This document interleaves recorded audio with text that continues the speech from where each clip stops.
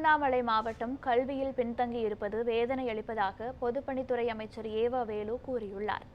திருவண்ணாமலை மாவட்டம் செய்யாறு முதன்மை பெண்கள் மேல்நிலைப் பள்ளியில் மாணவர்களுக்கு சீருடைகள், விலையில்லா மிதிவண்டி மற்றும் தொடக்கப்பள்ளி ஆசிரியர்களுக்கு கையடக்க கணினி வழங்கும் விழா நடைபெற்றது. இதில் கலந்து கொண்ட பின் பேட்டியளித்த அமைச்சர் ஏவா வேலு, அரசு பள்ளி ஆசிரியர்கள் முயன்றால் திருவண்ணாமலை மாவட்டத்தை கல்வியில் முன்னேறிய மாவட்டமாக மாற்ற முடியும் என கூறினார்.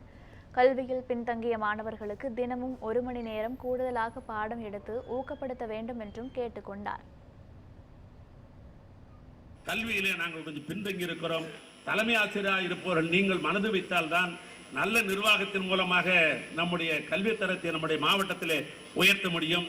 கற்பி ஸ்டூடெண்ட் என்பவர்களை நீங்கள் தனியாக பிரித்து 1 மணி நேரம் 4:30 மணிக்கு ஸ்கூல் விடுறாங்கன்னா சரி, 4:30 மணிக்கு பையன் சைக்கிள் எடுக்கிறதுக்கு முன்னால ஆசிரியர் பெருமக்கள் நம்ம வேலைக்கு போலான்னு போறதை கொஞ்சம் தயவு செய்து கொஞ்சம் நிறுத்திவிட்டு இந்த கற்பி ஸ்டூடெண்ட்களை மட்டும் கொஞ்சம் தனியாக பிரித்து அந்த 20 பேரை தினமும் இந்த 4:30 மணிக்கு மேல 5:30 மணி வரைக்கும் 1 மணி நேரம் நீங்க ஸ்பெஷல் கிளாஸ் எடுத்தோம் என்று சொன்னால் நம்முடைய மாவட்டம் முதன்மை இடத்திற்கு போவதற்கு வாய்ப்பு இருக்கிறது.